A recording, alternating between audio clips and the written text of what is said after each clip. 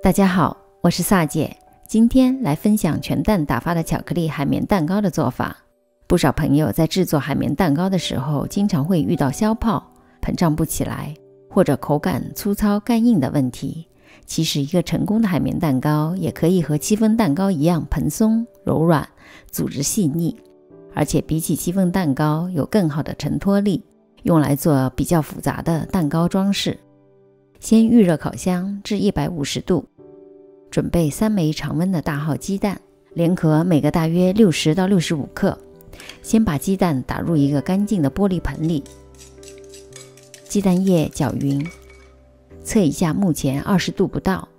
用隔水加热的方法把鸡蛋液加热到40度左右。隔水加热，水不要沸腾，而且碗底不要碰到热水，否则蛋液就很容易被蒸熟了。由于蛋黄本身含有脂质，而且蛋液有很强的粘性，加热后的蛋液粘性会减弱，所以就会比较容易打发。而40度左右的鸡蛋液可以让打发最稳定。一边测温，一边不断搅拌鸡蛋液，让鸡蛋液受热均匀，差不多40多一点就可以了。把黄油和牛奶倒入碗里，隔水加热，让黄油慢慢的融化和牛奶混合，倒入可可粉，不断搅拌，直到见不到可可粉颗粒。搅匀的可可糊是一个高流动性的状态，将可可糊隔水加热到60度左右，离开火，用锅里的余热保持住60度左右的温度。现在来打发鸡蛋，加热后的鸡蛋液粘性降低，稍微打发一下，体积就开始变大了。一次性倒入细砂糖，全蛋打发的顺序基本上是先中高速，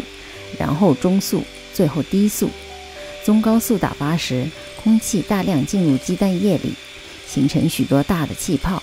体积也会变得非常大。大家可以观察我的手势，一手转动盆，一手反方向沿着盆壁打发，这样做可以让鸡蛋液得到充分的打发。慢慢的，大气泡开始消失，这时就可以转成中速，气泡变得细腻起来，用搅拌头划一个8字，会慢慢的消失，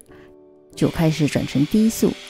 低速搅拌时，空气比较难进入，所以体积就不会再膨胀了。但鸡蛋里的气泡经过低速搅拌，会慢慢的分化变小，显得非常的细腻有光泽。提起搅拌头再划一个8字，不会很快的消失，这就说明鸡蛋已经打发好了。面粉分2次过筛加入，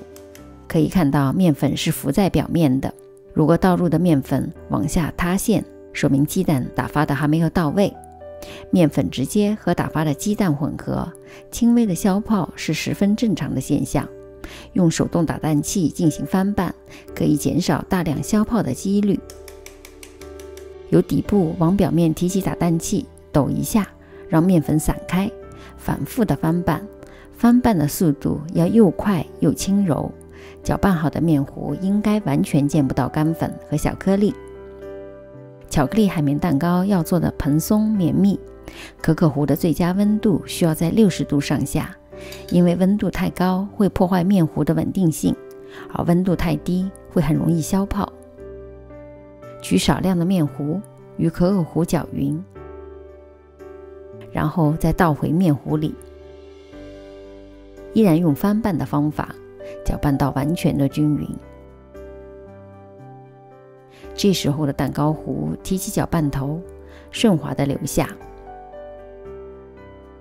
用一个6寸的模具，底部和四周都垫上烘焙纸，四周的烘焙纸要高出模具2到3公分左右，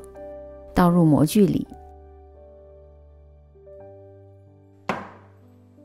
轻震几下，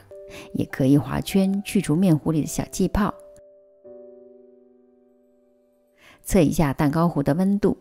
差不多25度左右。在这个温度下的蛋糕糊中的气泡不易被破坏，才能烤出蓬松细致的海绵蛋糕。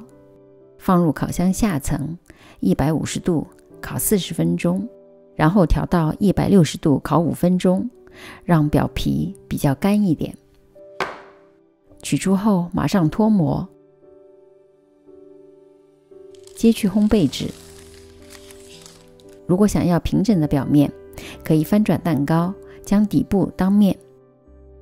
放凉后切开看看，十分的蓬松柔软，内部组织也相当的细腻，口感一点都不亚于戚风蛋糕。如果你还在纠结做不好海绵蛋糕的话，就快快跟着视频一起做这款巧克力海绵蛋糕吧。你也可以发作业到我的 Facebook 上面，我是萨姐。如果您喜欢我的视频，别忘了点赞和订阅，有问题也可留言给我。其他视频请进入萨姐的南腔北调观看。我们下集再见。